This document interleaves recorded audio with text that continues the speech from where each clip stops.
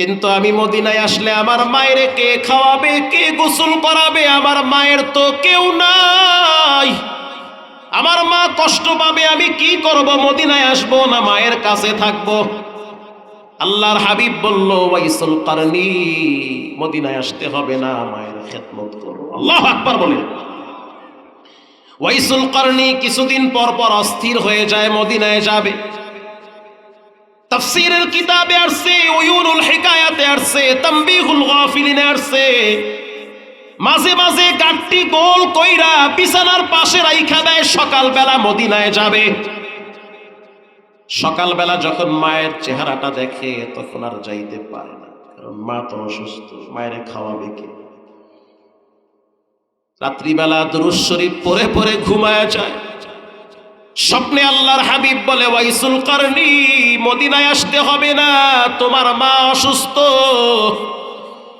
অসুস্থ মায়ের সেবা করো, রব্বুল আলামিন তোমার মর্যাদা বাড়ায়া দিবে। কিছুদিন পর পর আবার পাগল হয়ে যায়, মদিনায় গেলে তো ওমরকে দেখতে পারবো, উসমান রাদিয়াল্লাহু তাআলা আনহুকে দেখবো, আশরায়ে মুবাশশারা 10 জন সাহাবীকে চোখ দিয়া দেখতে পারবো। কেউ যদি ঈমানের হালতে রাসূলকে একবার দেখে তার জন্য জান্নাত ওয়াজিব হয়ে যায়। সাহাবী হওয়ার সৌভাগ্য তিনি অর্জন করতে চায়, কিন্তু এদিকে মা আর একদিকে নবী। আপনি বোঝেন নাই মায়ের বিষয়টা কি? আপনি বুঝেন না মায়ের বিষয় কি? একদিকে নবী আর একদিকে মা। এই সমাজের ছেলে মেয়েরা বেয়াদব উশৃঙ্খল হওয়ার পিছনে সবচেয়ে বড় কারণ হলো মা বাবার সাথে বেয়াদবি করা। বেয়াদবি করতে করতে দিল শক্ত হয়ে গেছে। কে হুজুর, কে ইমাম, কে মুরব্বী, কে হাজী কাউরে গুনে না, উশৃঙ্খল আর বেহায়াপনার মতো জীবন যাপন করে। এজন্য মানসিক শান্তি পায় না, অস্থিরতার জিন্দেগি কাটায়। হঠাৎ গাড়ির চাকার নিচে শেষ, না হয় কিডনি শেষ, না হয় ক্যান্সারে মরে, না হয় আর একটা মেয়ের জন্য বিষ খাইয়া মরে। ওয়াইসুল কারনি বারবার দোয়া করতে আছে, আল্লাহ মাকে সুস্থ বানায় দিলে তো আমি মদিনায় যেতে পারি। পৃথিবী বিখ্যাত তাফসীরকারক আল্লামা জালালউদ্দিন সৈয়দী লেখে, ওয়াইসুল কারনির স্বাস্থ্য ভালো ছিল, উঁচা লম্বা ছিল। আল্লাহর হাবিব একদিন হযরত ওমরকে কাছে ডাকছে, এদিকে আসো। হযরত আলীর কাছে ডাইকা রাসূল বলল, আলী, ওমর আমার ইন্তেকালের পর ইয়ামেন থেকে একজন ব্যক্তি আসবে, নাম হলো ওয়াইসুল কারনি। যদি তোমরা তোমাদের জীবদ্দশায় পাও তাহলে তোমাদের জন্য তার কাছে দোয়া নিবা। কি মনে করছেন ওমরের মতো ব্যক্তিরে বলে তার কাছে দোয়া নিতে? হযরত আলীরে বলে যে তোমরা তার কাছে দোয়া চাবা, কারণ সে মায়ের খেদমত করতে করতে মুস্তাজাবুদ দাওয়া হয়ে গেছে। হাত তোলার সাথে সাথে আল্লাহ দোয়া কবুল করে। তোমরা দোয়া চাও, ওমর তুমি তার কাছে দোয়া চাও, আলী তার কাছে দোয়া চাও, কারণ সে মুস্তাজাবুদ দাওয়া, তার দোয়া আল্লাহ শুনে, তার দোয়া আল্লাহ কবুল করে, তার সাথে আমার স্বপ্নে সাক্ষাৎ হয়েছে। আল্লাহর হাবিব ইন্তেকাল করলো, ওয়াফাত হয়ে গেল। হযরত ওমর রাদিয়াল্লাহু তাআলা আনহু যখনই শুনতো যে ইয়ামেন থেকে কোনো কাফেলা মদিনায় আসছে, দৌড়ায়া কাছে গিয়া বলতো, তোমাদের ভিতরে ওয়াইস নামক কোনো ব্যক্তি আছে? যখন খুঁজতে খুঁজতে পায় না, হযরত ওমর যেই বছর শহীদ হয়েছে, ইন্তেকাল করেছে, ওই বছরেও তিনি হজের সফরে গিয়েছে। মারহাবা বলেন। হজে যাওয়ার পর রাত্রিবেলা হযরত আলীর সাথে নিয়ে মক্কার অলিতে গলিতে ঘুরতেছে। হযরত আলী বলতে আছে, ওমর রাদিয়াল্লাহু তাআলা আনহু আপনি কারে খুঁজে? হযরত ওমর বলতে আছে, তুমি কি শোনো নাই ওয়াইসুল কারনিনে খুঁজতেছি, কারণ রাসূল বলেছে তার কাছে দোয়া নিতে। চলে গেল খুঁজতে খুঁজতে বাগদাদের একটা তাঁবুর ভিতরে গিয়া বলতে আছে, তোমাদের ভিতরে ওয়াইস নামক কোনো ব্যক্তি আছে? তারা বলল, না না, যদি আপনি ওয়াইস নামক কাউরে পাইতে চান তার বাড়ি কোথায়, ঠিকানা লাগবে। হযরত ওমর রাদিয়াল্লাহু তাআলা আনহু বলল, তার বাড়ি হলো ইয়ামেন শহরে, ওয়াইসুল কারনি করায়ান নামক এলাকায় তার বাড়ি। বাগদাদের যুবকরা বলতে আছে, পাশেই হলো ইয়ামেনের তাঁবু, ইয়ামেনের হাজীদের তাঁবু। হযরত ওমর রাদিয়াল্লাহু তাআলা আনহু ইশারের নামাজ পড়া আলীর সাথে নিয়ে চইলা গেছে ইয়ামেনের তাঁবুতে। তাঁবুর সামনে দাঁড়ায়া জোরে একটা সালাম দিয়েছে। ওমরের কণ্ঠের আওয়াজ অনেক বড় ছিল, আল্লাহু আকবার বলে। যখন তিনি জোরে সালাম দিল, তাঁবুর ওই মাথা পর্যন্ত আওয়াজ পৌঁছে গিয়েছে। কারণ তাঁবুর ভিতরে যারা আছে সবাই তো হযরত ওমরকে চিনে না। আগে তো অনলাইনের যুগ ছিল না যে চাইলেই চিনা যাইত। পিছন থেকে একজনে বলতে আছে, এত জোরে সালাম দিলেন আপনি কে? হযরত ওমর বলতে আছে, আমি একজন মুসাফির, মদিনা থেকে মক্কায় আসছি হজ করার জন্য। হজ করতে আইছে, আমি একজন রে খুঁজতেছি। প্রশ্নকারী আবার প্রশ্ন করলো, কারে খুঁজতেছেন? হযরত ওমর বলল, যারে খুঁজতেছি তার নাম হলো ওয়াইসুল করনি। তোমাদের ভিতরে ওয়াইস নামক কেউ আছে বলে না? পিছন থেকে এক যুবক দাঁড়ায় বলতে আছে, আমার বাড়ি হলো করায়ান নামক এলাকায়। ওয়াইস নামক একজন ব্যক্তি আছে, সে কিন্তু পাগল। হযরত ওমর বলতে আছে, দেখতে কেমন? কয় স্বাস্থ্যবান, জামার আস্তিন গুলা ঝুলানো। ওই দেশের মানুষ এখনো জামার আস্তিন ঝুলায় ঝুলায় পরে। ইয়ামেনের যত হাজি দেখবেন সবগুলার জামা দেখবেন আস্তিন ঝুলানো। আল্লাহু আকবার বলে। এগুলা সব ওয়াইসুল করনির বংশধর। হযরত ওমর রাদিয়াল্লাহু তাআলা আনহু বলল, সে দেখতে কেমন? বলে স্বাস্থ্যবান। আচ্ছা, তার পিঠে কি কোনো চিহ্ন আছে? ওই যুবক বলতে আছে, হ্যাঁ, তার সিনার নিচে একটা কালো চিহ্ন আছে। হযরত ওমর বলতে আছে, সে কোথায়? যুবক বলতে আছে, সে সম্পর্কে আমার চাচতো ভাই হয়। সে পাহাড়ের চূড়ায় রাত্রিবেলা কিবলার দিকে ফিরে দাঁড়ায় দাঁড়ায় সালাত আদায় করে। হযরত ওমর বলতে আছে, আলী, বুঝতে পারছি এই ব্যক্তি সেই হতে পারে। এবার বলতে আছে, সেই পাহাড়টা কোথায়? বলে জাবালে আবু কুবাইস পাহাড়ে চলে যায়। এখন তো সেই পাহাড় দুর্বল হয়ে গেছে, নিচু হয়ে গেছে, পাহাড়ের উপরে বিল্ডিং হয়ে গেছে। ওই সময় জাবালে আবু কুবাইস পাহাড়টা অনেক উঁচা ছিল, যেই পাহাড়ে দাঁড়াইয়া ইব্রাহিম নবী সর্বপ্রথম হজের আযান মুতাহহিরি বাইতি আত-তাইফিন ওয়াল আকিফিন, ছেলেরে নিয়ে আমার ঘর পরিষ্কার করো। আপনি আপনার পোলার নিয়ে কয়দিন মসজিদ সাফ করছেন? অথচ ইব্রাহিম নবী নিজের কলিজার টুকরা সন্তানকে নিয়ে আল্লাহর ঘর পরিষ্কার করেছে। পরিষ্কার হওয়ার পর ইব্রাহিম নবী বাইতুল্লাহর বুকের সাথে জড়ায় ধইরা চোখের পানি ছেড়ে একটা দোয়া করেছে। হাদিসে আসছে, ভালো কাজ করার পরে দোয়া করলে দোয়া কবুল হয়। যেমন রমজান মাসে রোজা রাখার পর চাঁদের রাইতে কেউ যদি আল্লাহর কাছে কান্দে আর কয়, আল্লাহ, রোজা রাখছি, মাফ হইল কিনা জানি না, তুমি আমারে মাফ করে দাও। হাদিসে আসছে, চাঁদের রাইতে দোয়া করলে দোয়া কবুল হয়ে যায়। কোরবানি করার পর দোয়া করলে দোয়া কবুল হয়। বৃষ্টি যখন নামে দোয়া করলে দোয়া কবুল হয়। বুখারীর হাদিস।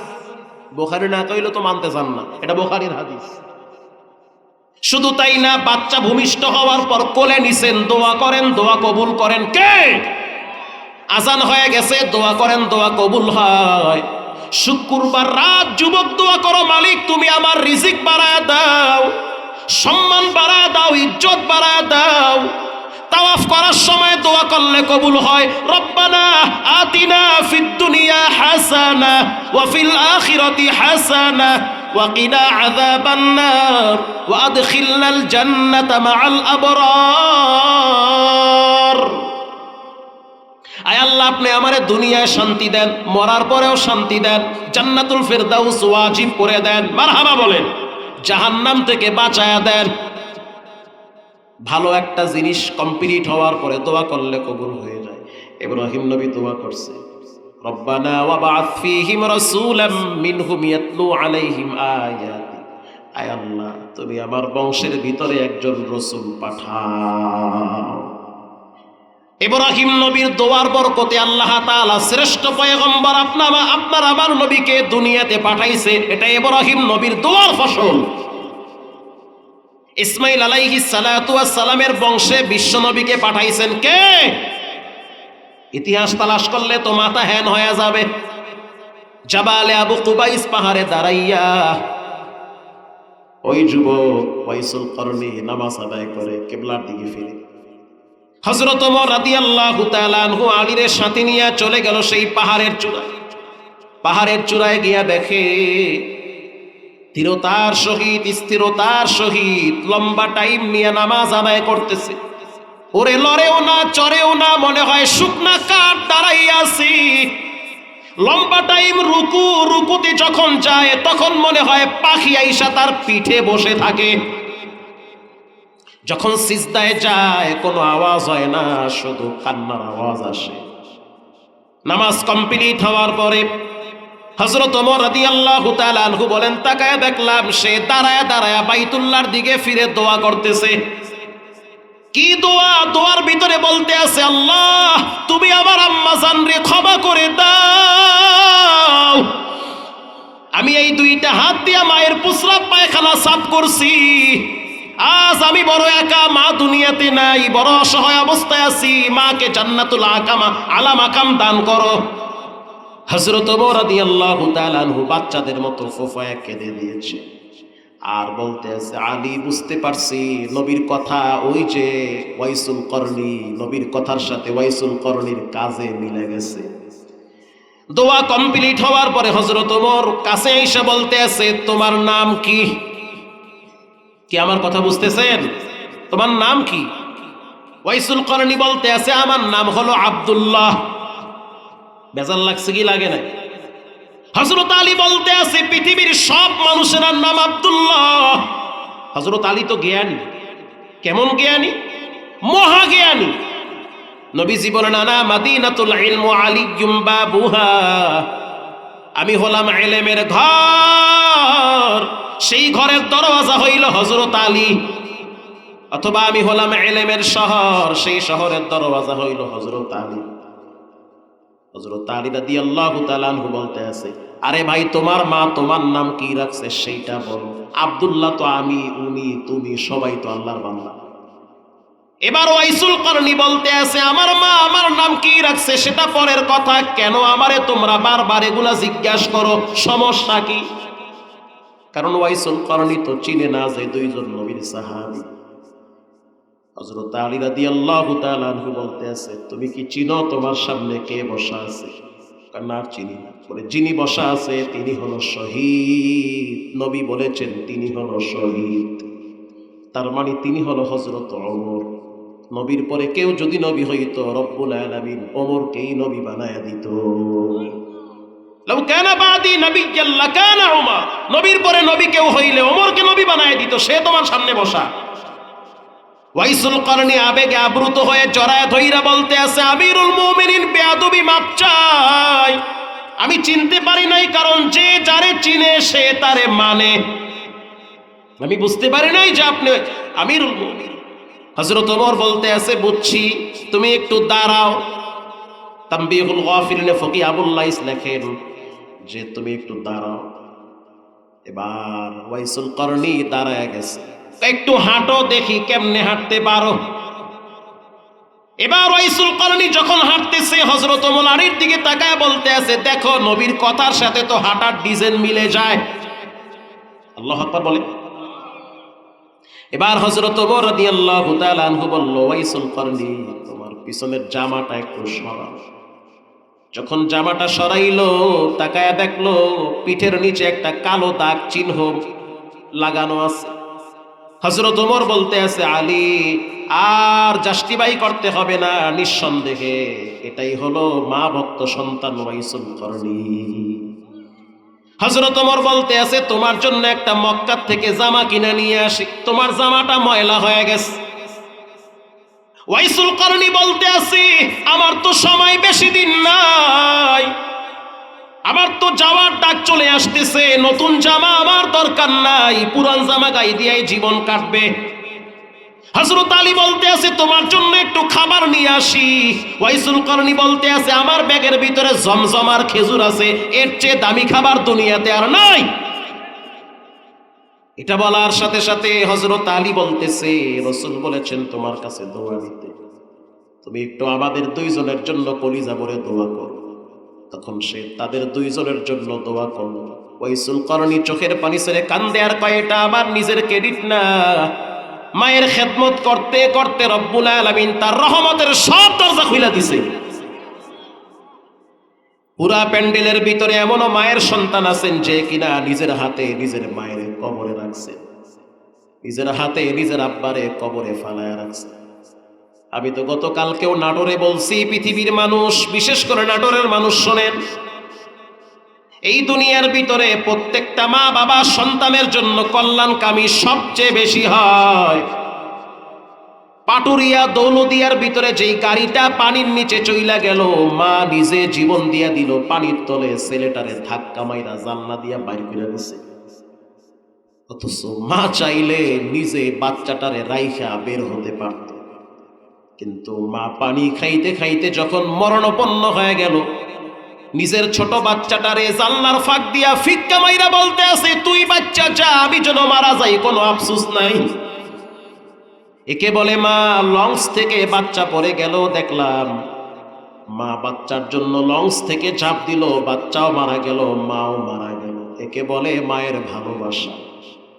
মা নিজে না খাইয়া বাচ্চারে খাওয়ায়, কারণ একে বলে মা নিজে খাইতে পারে না, বাচ্চারে আগে খাওয়ায়। আল্লাহর হাবিব একদিন ঘরে গিয়া দেখতে আছে আয়েশা রাদিয়াল্লাহু তাআলা আনহু কান্দি। কেন কাঁদো আয়েশা? আয়েশা বলতে আছে, আমি আজকে একজন মায়ের ভালোবাসা দেখছি। আমার কাছে একটা মা দুইটা বাচ্চা নিয়ে আসছে, খেজুর দিছি, মা দেখলাম খেজুর দুইটা বাচ্চারে খাওয়াইলো, নিজে খায় নাই। আবার আমি ডাইকা খেজুর দিলাম, তুমি খাও, পরে দেখলাম আড়ালে গিয়া বাচ্চারে খাওয়ায়, মা খায় না।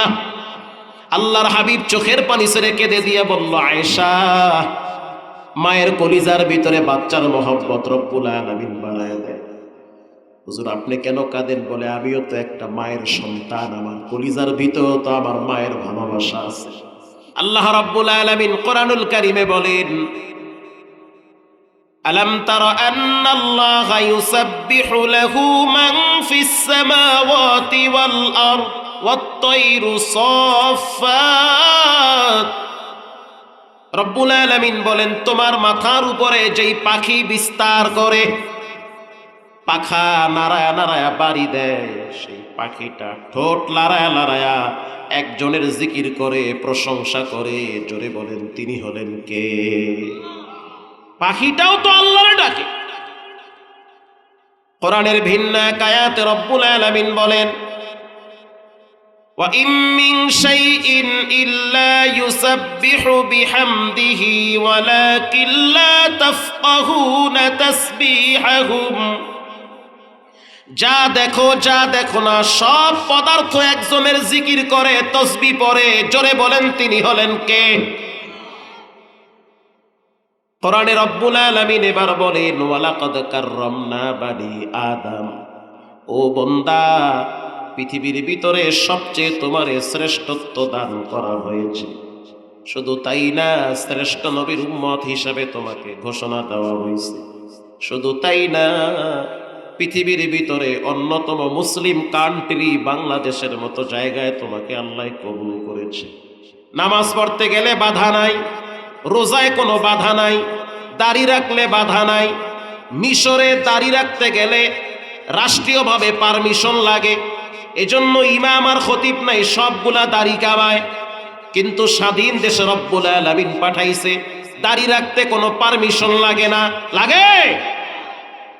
নামাজে গেলে কারো অনুমতি লাগে না, বিবিরে পর্দায় রাখতে গেলে কারো অনুমতি লাগে না। এত সুন্দর সুযোগ সুবিধা স্বাধীনতা দেওয়ার পর কেমনে তুমি নামাজ বাদ দিয়া ঘুমাও?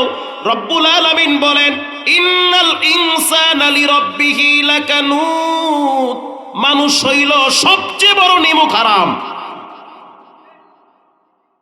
প্রিয় ভাইয়েরা আমার, কোরআনুল কারীমের ভিন্ন এক আয়াতে রব্বুল আলামিন বলেন, কুল আরাআইতুম ইন জাআলাল্লাহু আলাইকুমুল লাইলা সারমাদান ইলা ইয়াউমিল কিয়ামাতি মান ইলাহুন গায়রুল্লাহ। আমি রব যদি রাতটাকে টান মাইরা কিয়ামত পর্যন্ত করে দেই, পৃথিবীর কোন নেতা নেত্রীর শক্তি আছে যে রাতকে দিন করে দেখাবে? পারবে? আমাদের কুয়াকাটার পাশের একটা নদীর নাম হলো বিষখালী নদী। বলেন কি খালি? বিষখালী। এই নদীর স্রোত অনেক তীব্র স্রোত। মানুষ যদি নামে মোটামুটি 2-4 মিনিটে আধা মাইল দূরে চলে যায়। এটা স্রোতের পাওয়ার বেশি।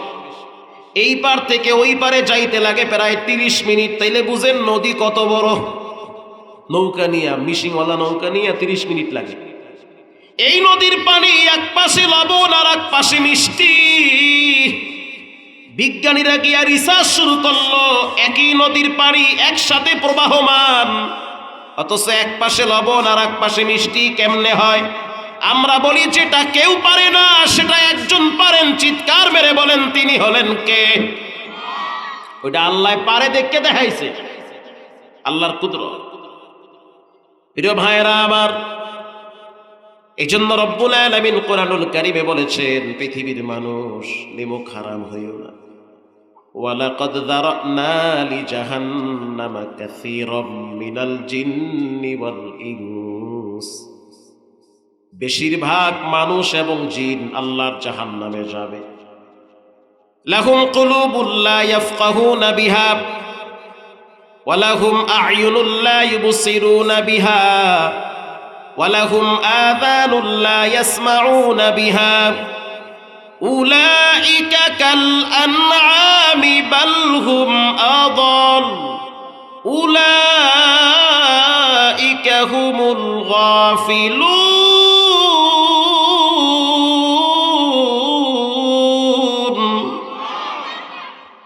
কি মজার কথা! কলব দিছি বুঝি নাই।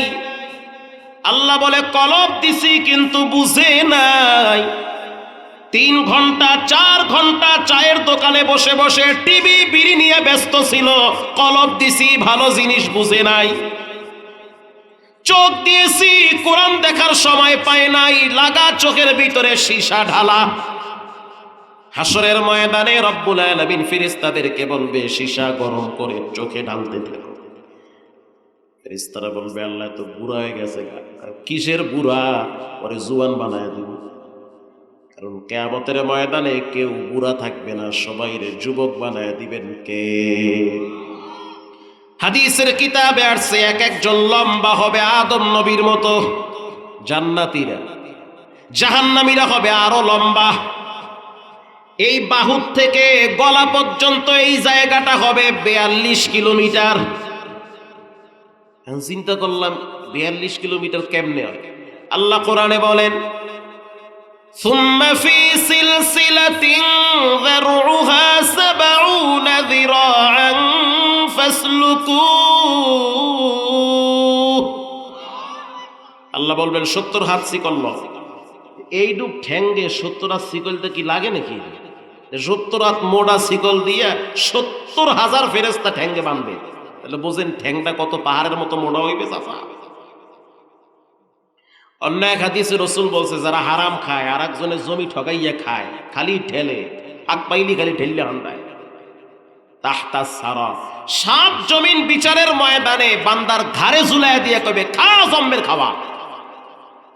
1 হাত জমিনের লেগে মারামারি করছো না, 1% জায়গার জন্য জীবন দিছো না, এখন 7 জমিন তোমারে দিছি, খাইতে তাও দান যাও যদ্দ পাও খাও। আল্লাহ এত গলায় ঝুলাইতে পারি না, জান যায় আর। ফেরেশতাকে বলবে, এই ফেরেশতারা এগো বাটাম ফাটা দাও। ঠিক কিনা বলেন? প্রিয় ভাইয়েরা আমার, একজন সাহাবী বলল, হুজুর মানুষ বেশিরভাগ জাহান্নামে যাবে কোন কারণে? আল্লাহর হাবিব বলেন, 2টা কারণে মানুষ জাহান্নামে সবচেয়ে বেশি যাবে। 2টা অঙ্গের কারণে মানুষ সবচেয়ে জাহান্নামে বেশি যাবে। 1 নম্বরে 2 ঠোঁটের মাঝখানের জিহ্বা, 2 নম্বরে লজ্জা স্থান। আর এক হাদিসে রাসূল বলেন, মানুষ পেটের কারণে জাহান্নামে যাবে। যেই পেট হারাম দ্বারা লালন পালন হয়েছে সেটা জান্নাতে যাবে না, ওটা জাহান্নামে যাবে। খা হারামখোর, জাহান্নামের আগুন খাইতে থাক। এবার হযরত ওমর রাদিয়াল্লাহু তাআলা আনহু নিজে বর্ণনা করেন রাসূলুল্লাহ থেকে। হযরত ওমর বলেন, মানিশতারা সাওবা বিআশারাতি দারাহিম ওয়া ফীহি দিরহামুন হারাম। কেউ যদি 10 দিরহাম দিয়ে একটা জামা বানায়, যুগের ভাষা বলতেছি, কেউ যদি 2000 টাকা দিয়ে একটা পাঞ্জাবি বানায় অথবা একটা শার্ট কিনে, হযরত ওমর রাদিয়াল্লাহু তাআলা আনহু বলেন, সেই শার্টের ভিতরে পাঞ্জাবির ভিতরে যদি 1 টাকা হারাম থাকে, বলেন কয় টাকা? 1 টাকা।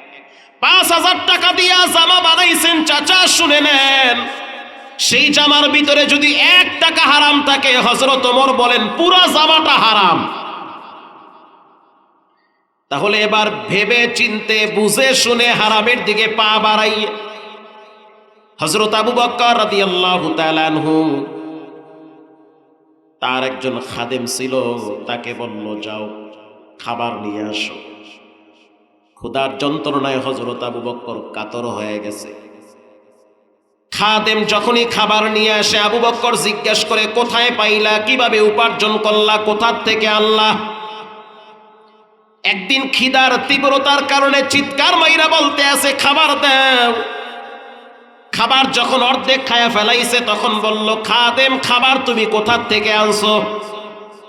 হযরত ওমর রাদিয়াল্লাহু তাআলা আনহুর খাদেম বলতে আছে, আমিরুল মুমিনিন, আমি যখন কাফের ছিলাম তখন আমি কুফরি কইরা কইরা মানুষকে চিকিৎসা করতাম, আমার চিকিৎসার দ্বারা মানুষ ভালো হয়েছিল।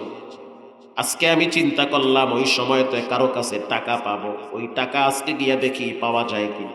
গিয়া দেখলাম তার বাড়িতে বিবাহের অনুষ্ঠান চলতেছে। গিয়া বললাম, আমার সেই দিনের টাকাগুলা দাও। তারা বলল, টাকা নাই, খাবার নিয়ে যাও। বিবাহের অনুষ্ঠানের খাবার নিয়ে আসছি, সেই খাবার আপনারে খাওয়াইছি। হযরত ওমর ইন্না লিল্লাহ, আবু বকর ইন্না লিল্লাহ পয়রা বলতে আছে, তুমি তো আমারে হারাম খাওয়াইছো।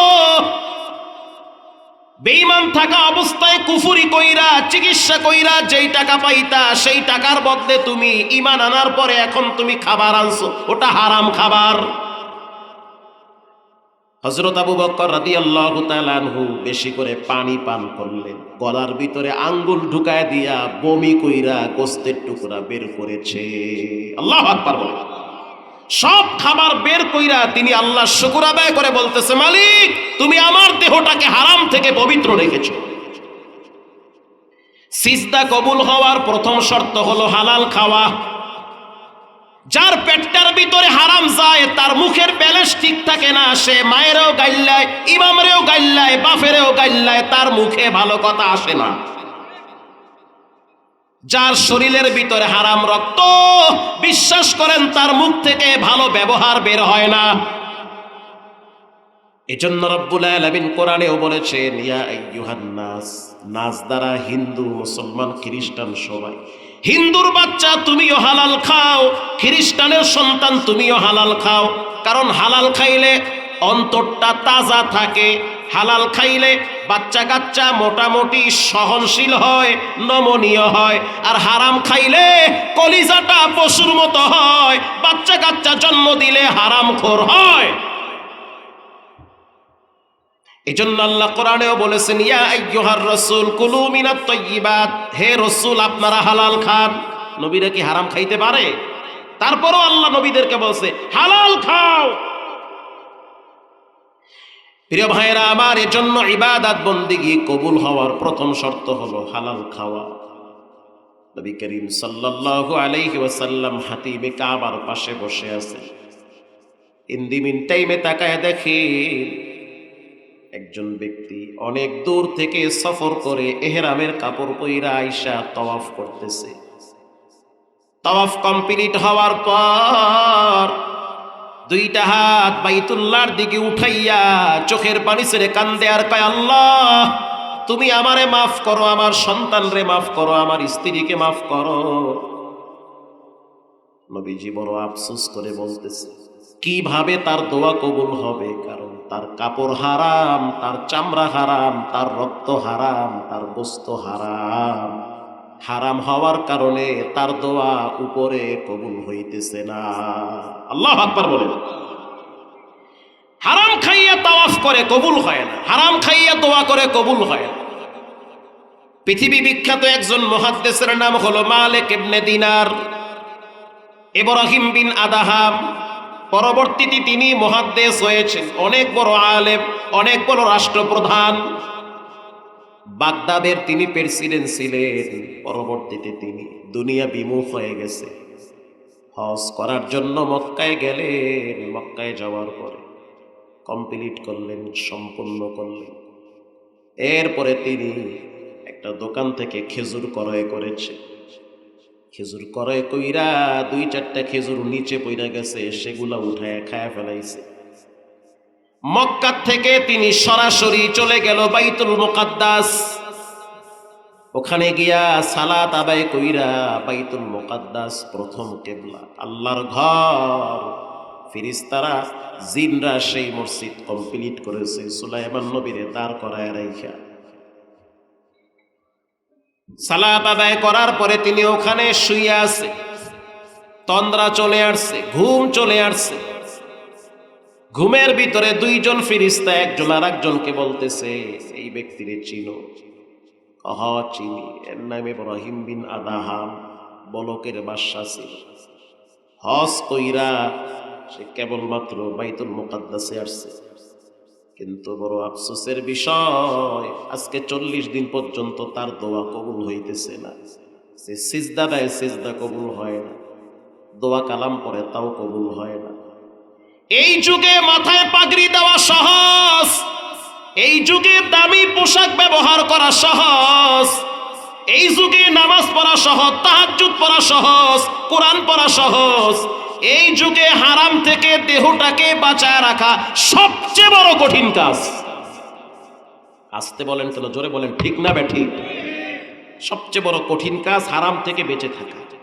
মানে সুযোগ পাইনি হাম দেয় দেয়, খাও বইয়ে বইয়া। ভূমি অফিসে, পাসপোর্ট অফিসে গিয়া দেখেন অনেক বড় বড় আল্লাহওয়ালা বইয়া থাকে, অনেক বড় কুতুব, বড় বড় দাড়িতে তেল মাইটা বইয়া থাকে, তসবি টেবিলের নিচে ঝুলতে থাকে। তাহা না দিলে ফাইলে সাইন করে না। ফাইল ঠিক নাই, দূর রোমাস মাংসুক আমার। আর একজনে একা সার এদিকে কিন্তু হাদিয়া দেশে কিছু, যেই কইছে হাদিয়া দেশে, দেখতেছি আমি, দেখতেছি কালগো আইয়ে তুমি, কালগো আইয়া দেখেছে সব ওকে, এদিকে 2 লাখ খাওয়া হইয়া গেছে। প্রিয় ভাইরা আমার, প্রথম ফেরেশতা প্রশ্ন করলো যে কি ব্যাপার, তার পেটের ভিতরে হারাম মাল কেমনে গেল? যারা ফ্রি বাদাম খান, ফ্রি খাওয়া পার্টি, বড়ই খান ফ্রি, বড়ই আধা কেজি বড়ই দাও, দাম কত? 30 টাকা। দেহি টেস্ট করে, টেস্ট করতে গিয়ে মোটামুটি 250 গ্রাম খাওয়া হয়ে গেছে। ঠিক কিনা বলেন? বাদাম খায়, বাদাম মাফো, দাম কত? 100 গ্রাম 20 টাকা। দাও 50 গ্রাম দাও, 10 টাকার দাও। 10 টাকার মাপতে মাপতে 2 বন্ধু মিললা 4 রাতে ধুমাইয়া খাইতে আছে। টেস্ট করে দেখি, টাকা দিয়ে কিনবো না, টেস্ট করতে গিয়ে খাওয়া অর্ধেক শেষ। তুমি কাঠটা খাইলে, তা হারাম খাইছো। এই হারাম খাও দেখতেই তো মনটা মসজিদে যায় না, সারাদিন পাবজি আর ফ্রি ফায়ারে মন থাকে। হারাম টারাম বাদ দাও, তওবা তিল্লা কইরা ভালো হয়। প্রথম ফেরেশতা বলল, এই ব্যক্তি তো আল্লাহওয়ালা মানুষ। খেজুর মাপতে গিয়া 2-4টা খেজুর পইরা গেছে খেজুরওয়ালার। মক্কায় একটা দোকান ছিল, সেই দোকানে খেজুর মাপতেছে, তার ব্যাগের ভিতরে খেজুর দিছে, 2-3টা খেজুর পইরা গেছে। ইব্রাহিম বিন আদহাম মনে করছে খেজুরগুলা বুঝি আমার, ইচ্ছা কইরাও খায় না, মনে করছে মাপতে গিয়ে আমারটাই বুঝি পড়ছে। 3-4টা খেজুর খায়া ফেলাইছে নিজের মনে কইরা, অথচ খেজুর 3-4টা ছিল মালিকের, দোকানদারের। আর রাসূল বলছে, লা ইয়াদখুলুল জান্নাতা জাসাদুন গুদিয়া বিল হারাম। যেই মাল দ্বারা দেহ তৈরি হয়, বিশেষ করে হারাম মাল দ্বারা যাদের রক্ত গোস্ত তৈরি হয়, ওটা জান্নাতে যাবে না, ওটা জাহান্নামে যাবে,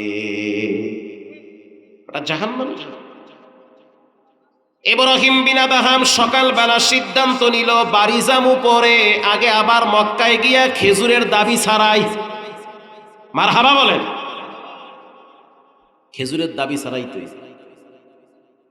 হাঁটতে হাঁটতে উটের পিঠে ঘোড়ার পিঠে কষ্ট করে করে লম্বা পথ সফর করে চলে গেল আবার তিনি মক্কায়। মক্কায় যাওয়ার পর দেখলো যার কাছ থেকে খেজুর কিনছে সে দোকানে নাই, তরুণ নওজোয়ান এক যুবক দোকানে বসে আছে।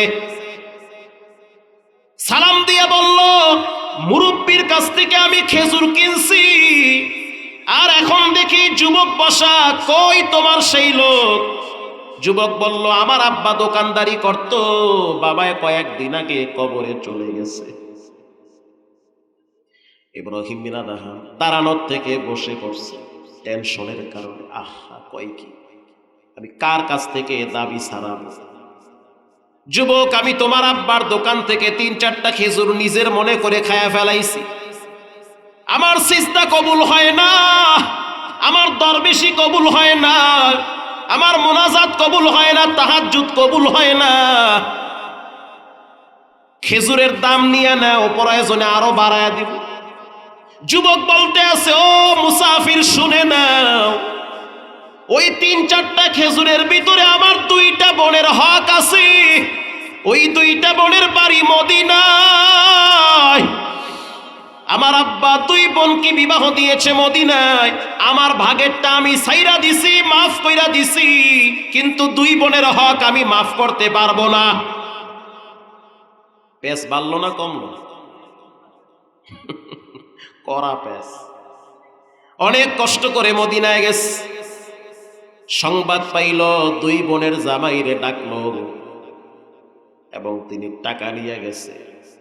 ঘরে গিয়া বলতে আছে, 2 বোনের জামাই গিয়া বলতে আছে, তোমার আব্বার কাছ থেকে খেজুর নিতে গিয়া 2-3টা খেজুর খায় ফেলাইছে। সেই লোক বাইতুল মুকাদ্দাস থেকে আবার হারামের ঋণ পরিশোধ করতে মক্কায় আসছে, ওখান থেকে আবার মদিনায় আসছে। এখন তোমরা কি সেই খেজুরের টাকা নিবে? মেয়ে 2টা চোখের পানি ছেড়ে দিয়া বলল, যেই লোক 3টা ঋণ পরিশোধ করার জন্য আসতে পারে সে সাধারণ মানুষ না, আল্লাহওয়ালা মানুষ। তারে গিয়া বলো সেই জন্য আমার মৃত বাবার জন্য যেন একটু দিল খুলে দোয়া করে।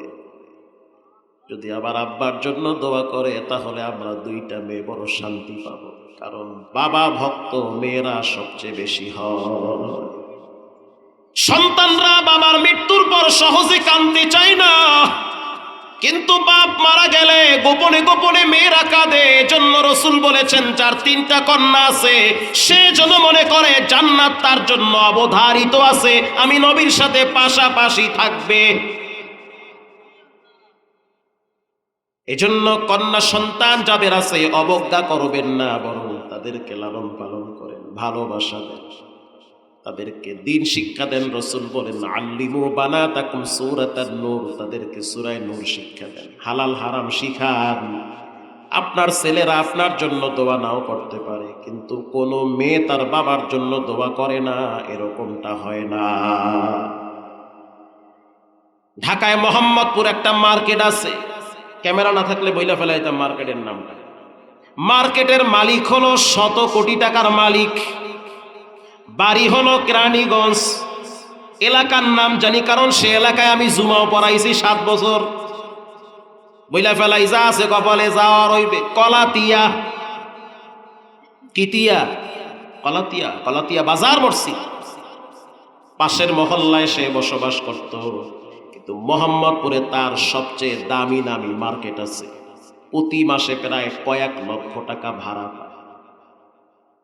কিন্তু নসিব এত খারাপ, 3টা সন্তান, 3টাই হয়েছে মাদকাসক্ত, নেশাখোর।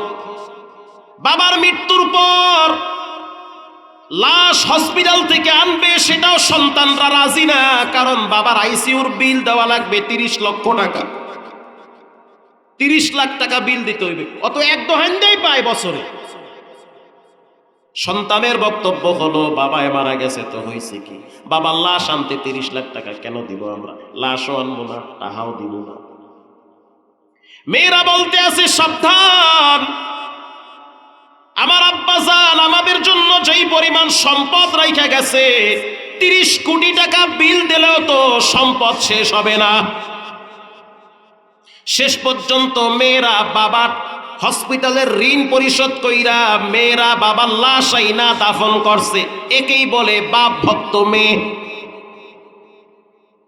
যত জায়গায় বয়ানে যাই, ম্যাক্সিমাম জায়গায় স্লিপ আসে মেয়েদের পক্ষ থেকে, হুজুর আমার মায়ের জন্য দোয়া করবেন, আব্বার জন্য দোয়া করবেন। প্রিয় ভাইরা, আবার মেয়েরা বক্তব্য দিয়েছে, তাকে জানায় দাও তার ঋণ পরিশোধ করা লাগবে না, আমরা মাফ করে দিয়েছি। আল্লাহওয়ালা মানুষ, সে যেন আমাদের বাবার জন্য একটু দিল খুলে দোয়া করে। সুবহানাল্লাহ বলেন। প্রিয় ভাইয়েরা, আবার রবের গোলামি করতে হবে হারাম মুক্ত, শিরিক মুক্ত, ইনশাআল্লাহ বলেন। 1 নম্বরের রবের হক, 2 নম্বরে মা বাবার হক। কেমনে আল্লাহ জোড়া লাগাইছে পাশ দিয়ে।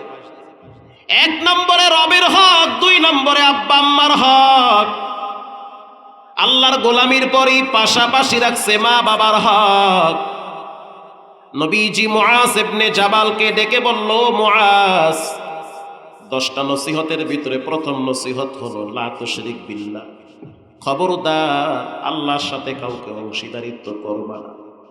এরপরে নবীজি বলল, ওয়ালা তাউক্কান্না ওয়ালিদাইক, আব্বা আম্মার সাথে নাফরমানি করবা না, আল্লাহর সাথে শিরিক করবা না, মা বাবার সাথে নাফরমানি করবা না।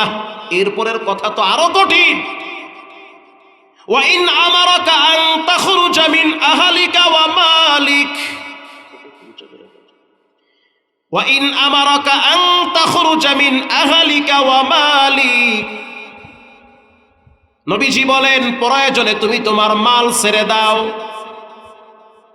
তারপরও তুমি তোমার আব্বা আম্মারে ছাড়বা না।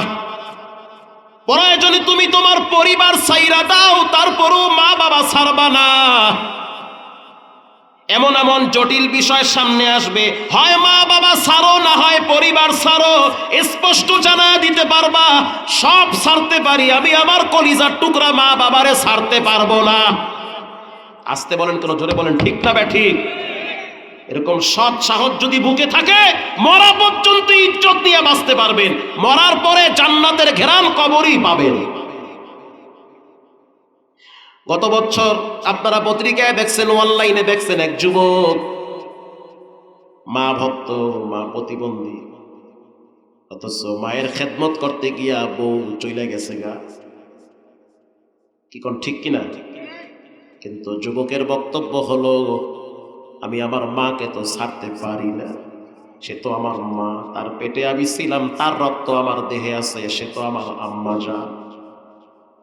2017 সালে আমি হজের সফরে ছিলাম, আল্লাহর দয়ায়।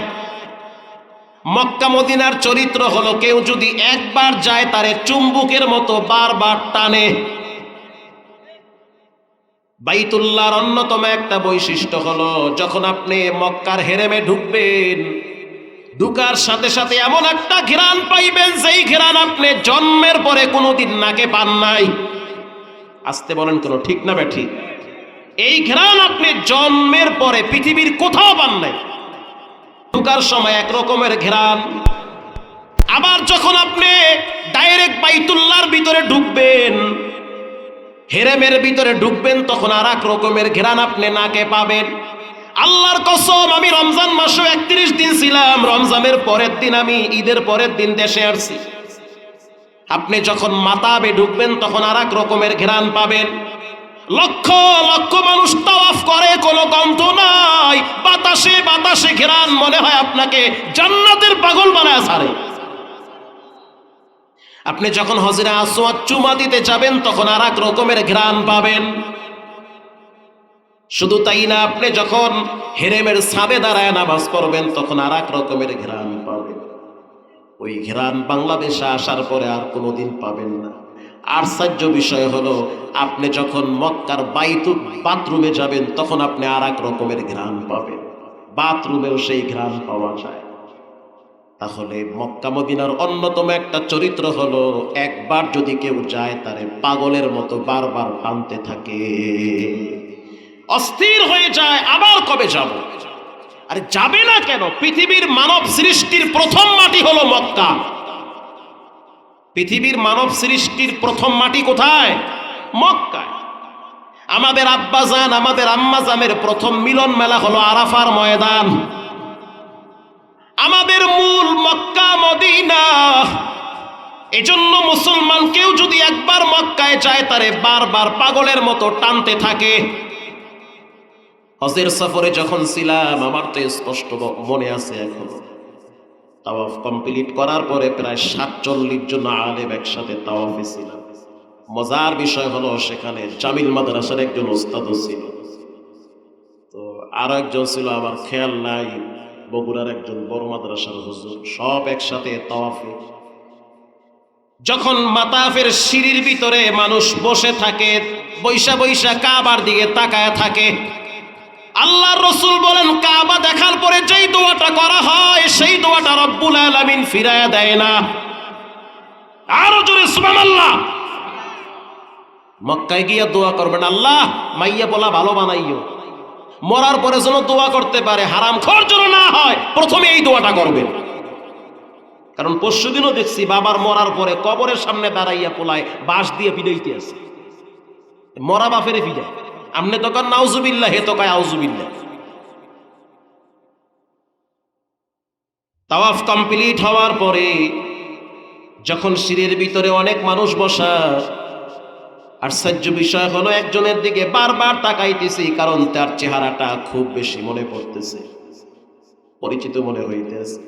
আমি তখন বললাম, ভাই আপনি কি বাঙালি না আরবি?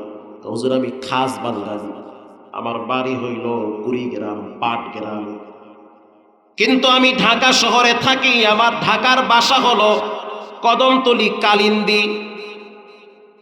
হুজুর মজার বিষয় হলো আমি কিন্তু একজন রানিং রিক্সাওয়ালা, আমি ঢাকায় রিক্সা চালাইতাম, আমার রব আমাকে বাইতুল্লাহ হজের সফরে কবুল করেছে। আমি তো অবাক হয়ে আছি, যারা ডানে বামে ছিল তারা আশ্চর্য হয়ে গেল, রিক্সাওয়ালা কেমনে মক্কায় আসে, কেমনে লাব্বাইকের আওয়াজ দেয়। ওরে দুনিয়ার মানুষ পোশাক দেখে, চামড়া দেখে, চেহারা দেখে, বংশ দেখে, লা ইয়ানজুরু ইলা সুওয়ারিকুম ওয়ালাকিন ইয়ানজুরু ইলা কুলুবিকুম ওয়া আমালিকুম। তুমি আমি মানুষের সৌন্দর্য দেখি, বংশ দেখি, আর আমার মাওলায় মানুষের কলিজা দেখে। আমি বললাম, ভাই আপনি রিক্সা চালান, কেমনে হজে আসছে? সে যেই উত্তরটা দিল এরপরে আর কোনো কথা থাকে না। সে বলল, হুজুর আমি দুর্বল, কিন্তু আমার মালিক মোটেও দুর্বল না। আমি বললাম, হজের সফরে কিভাবে আসছেন, টাকা কেমনে পাইছে? স্পষ্ট জানায় দিল, হুজুর এটা আমার নিজের যোগ্যতার বলে আসি নাই, আমার মায়ের দোয়ার বরকতে আমি হজে আসছি। আমরা তো অনেক আগে হাকিমুল উম্মাত থানবীর কিতাব পড়ছি, আদাবুল মুআশারা। হাকিমুল উম্মাত থানবী রাহিমাহুল্লাহ লেখে, কেউ যদি মা ভক্ত হয়, মায়ের খেদমত করে, সে যেন অপেক্ষা করে তার রব তাকে মরার আগে হইল একবার বাইতুল্লাহ কবুল করবে। হুজুর আমার বাড়ি হলো পাটগ্রামে, আমার কোনো ভাই নাই, 2টা বোন বিবাহ দিছি, মা গ্রামে একা থাকে, আমি ঢাকায় বউ নিয়ে আসছি, ঢাকা শহরে থাকি। কিছুদিন পর শুনতে পাইলাম মা বিরনষ্ট করেছে। অসুস্থ মা, তার খেদমত কে করবে? বোনরা তো জামাই বাড়িতে আছে সংসার নিয়া, দায়িত্ব তো আমার, কারণ ছেলে আমি ঢাকায় থাকবো না গ্রামে যাব, চিন্তায় পইরা গেছি। একটা সাধারণ মানুষের ভিতরে যেই বুঝ আছে, এই সমাজে অনেক শিক্ষিত জানোয়ারদের ভিতরে সেই বুঝ নাই। মা বাবারে বৃদ্ধাশ্রমে ফালায় রাখে, অথচ ছেলে পড়বে স্যার, ডাক্তার, ইঞ্জিনিয়ার, অভাব নাই, ঠিক কিনা বলেন? বৃদ্ধাশ্রমে ফালায় রাখে, রাস্তায় রাস্তায় ভিক্ষা করে, 2 ছেলে 2টাই সরকারি অফিসার। মাঝে মাঝে পত্রিকা হঠাৎ দেখেন আর আফসোস করে। তো চিন্তা করলাম মাকে ঢাকায় নিয়ে আসি।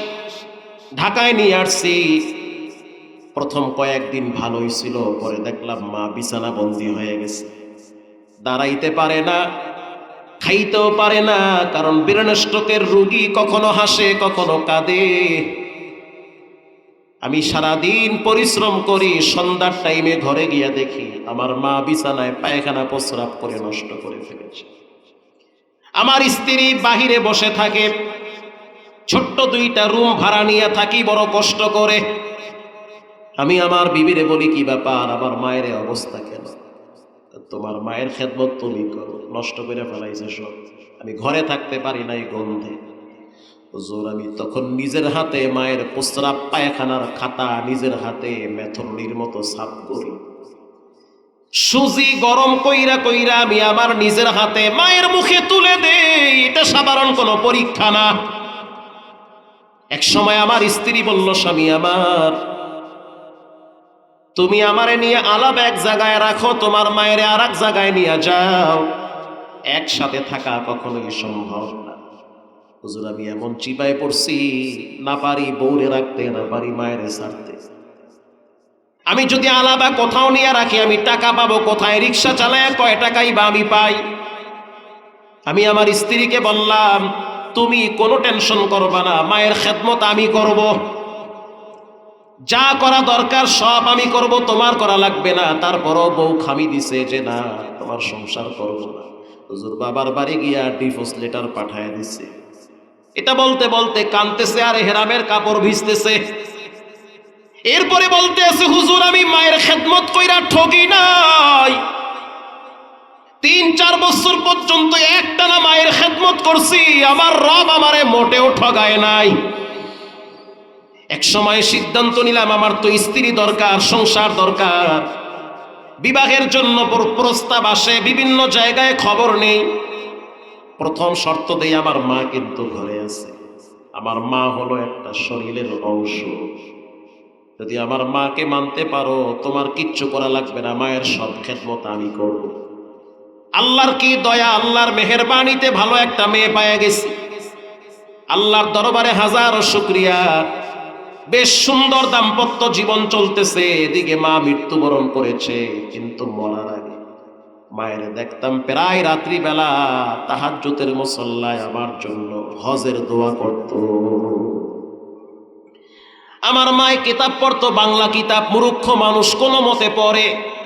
কিতাবে লেখা দেখছে যেই সন্তান মায়ের খেদমত করে রব নাকি তারে বাইতুল্লাহ দেখাইয়া মরণ দেয়। রব্বুল আলামিন আমার সন্তান যেই পরিমাণ খেদমত করতেছে, বাইতুল্লাহ না দেখাইয়া তার মরণ দিও না। বলতে বলতে মা কবরে চলে গেছে। আল্লাহর কি সিদ্ধান্ত, হুজুর আমার 3টা ছেলে। মজার বিষয় হলো 3টা ছেলেই বর্তমান কোরআনের হাফেজ। 3টা ছেলে যাত্রাবাড়ি এক মাদ্রাসায় পড়ে। তখন আমি অবাক হয়ে গেলাম, কপালে চুমা দিয়া বললাম, নিঃসন্দেহে এটা আপনার মায়ের দোয়া লাগছে।